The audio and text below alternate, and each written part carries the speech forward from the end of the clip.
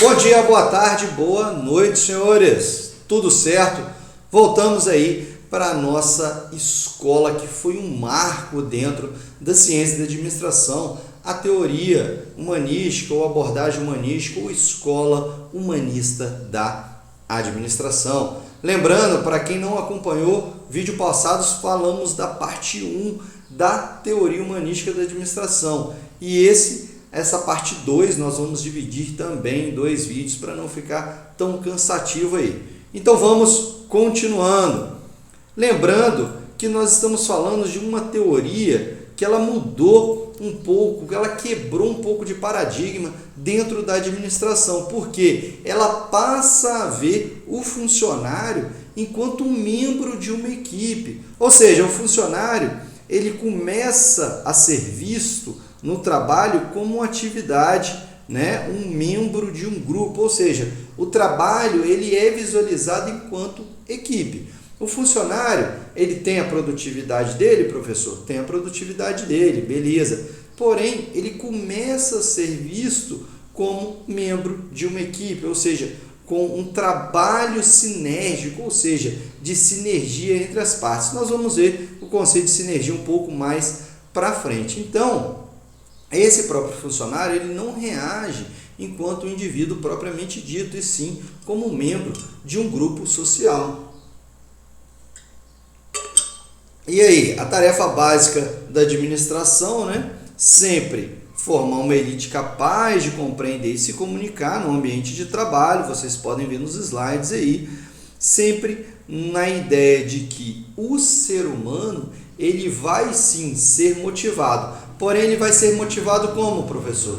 Como membro de uma equipe, ou seja, lembra que nós falamos, o próprio grupo ele baliza os membros do grupo, ou seja, ele vai ali fazer uma sanção ou vai motivar o indivíduo que está dentro daquele grupo. Ou seja, eu tenho um grupo como motivador, como sancionador dos próprios membros, ou seja, o trabalhador, enquanto membro de equipe, ele vai mostrar o seu trabalho, sendo motivado ou não pelo seu grupo. E aí, nós temos algumas outras decorrências também da teoria das relações humanas. Os trabalhadores eles são começados a ser vistos aqui, eu sublinhei para você como indivíduos sociais, coloco criaturas aqui, só para você entender como foi o desenvolvimento da administração. Já está um pouco melhor, lembra, o administrador, o trabalhador era visto enquanto máquina, e aí ele começa a ser entendido enquanto pessoa. Essa é uma das principais abordagens, dos principais conceitos aí da teoria humanística, porque o trabalhador ele é visto enquanto indivíduo, enquanto membro de um grupo, enquanto pessoa. Então, um indivíduo sempre social e complexo, onde ele tem o quê? Desejos, sentimentos, tudo aquilo que não era visto na abordagem clássica da administração. Os grupos sociais sempre influenciam e também podem fazer a supervisão e a liderança dos membros da equipe. Ou seja, em qualquer grupo social que você tiver, pode ser na sua própria sala de aula, você observa que os membros eles supervisionam e influenciam o próprio grupo. E entre esses membros sempre surge a figura do líder, que nós vamos ver um pouco mais para frente aqui. Então vamos lá, nós temos que as normas sociais eles funcionam como reguladores. Essa é uma das principais mensagens aí da teoria das relações humanas, que as normas sociais elas vão regulando os indivíduos, ou seja, a cada movimento, cada trabalho, a cada atitude do indivíduo dentro de uma equipe, ela é regulada pela própria equipe de trabalho.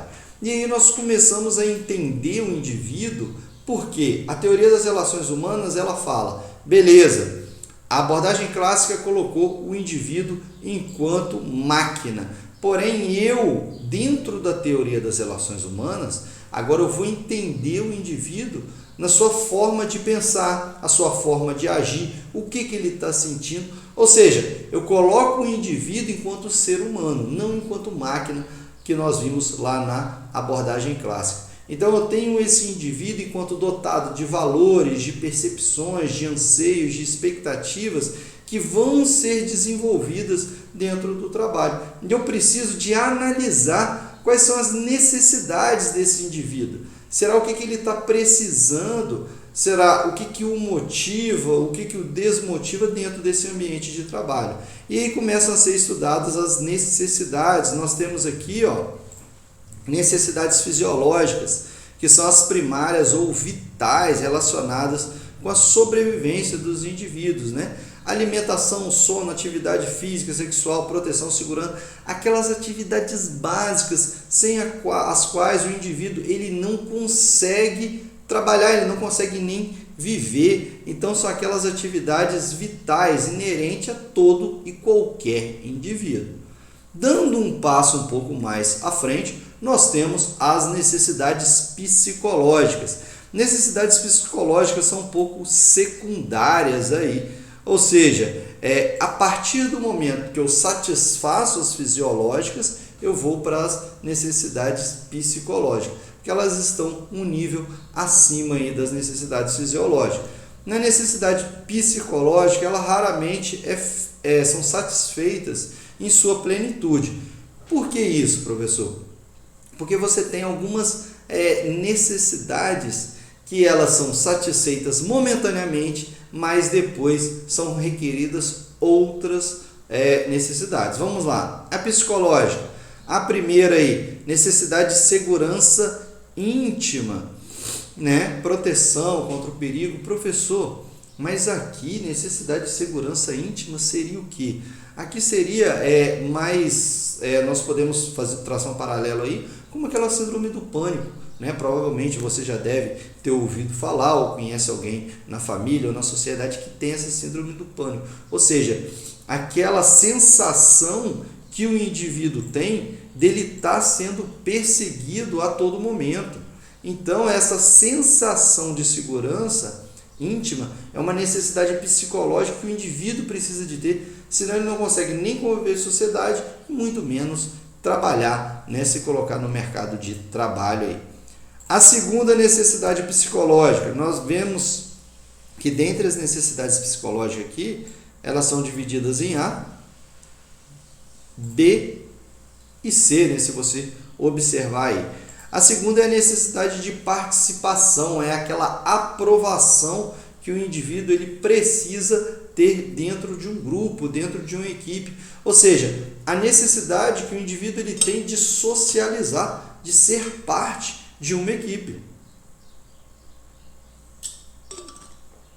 Pessoal, essa necessidade ela é extremamente importante.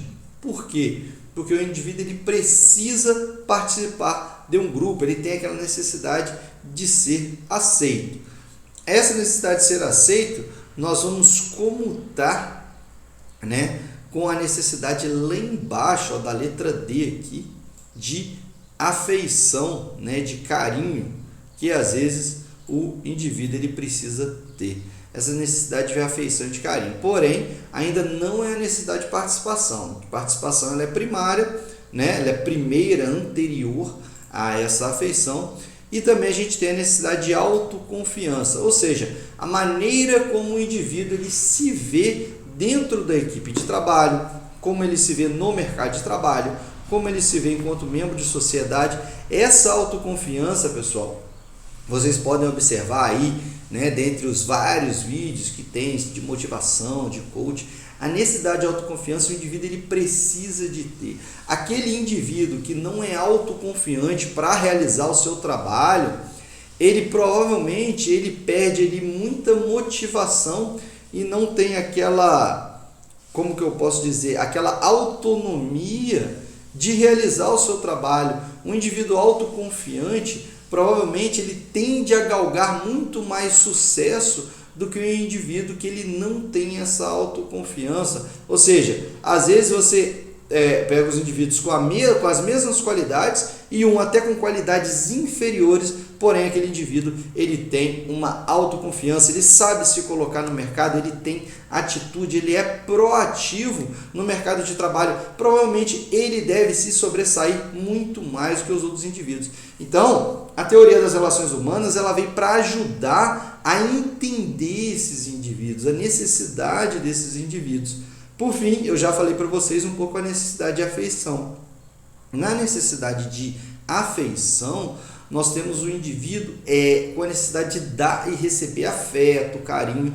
Então é aquela necessidade mais íntima do indivíduo. Pessoal, professor, mas eu conheço muito trabalhador que é turrão aí, não tem essa necessidade. Pessoal, tem, né? Às vezes não é demonstrado, mas com certeza o trabalhador ele se sente muito melhor em um lugar onde ele tem um carinho, um afeto, onde as pessoas conseguem enxergá-lo enquanto indivíduo, enquanto pessoa.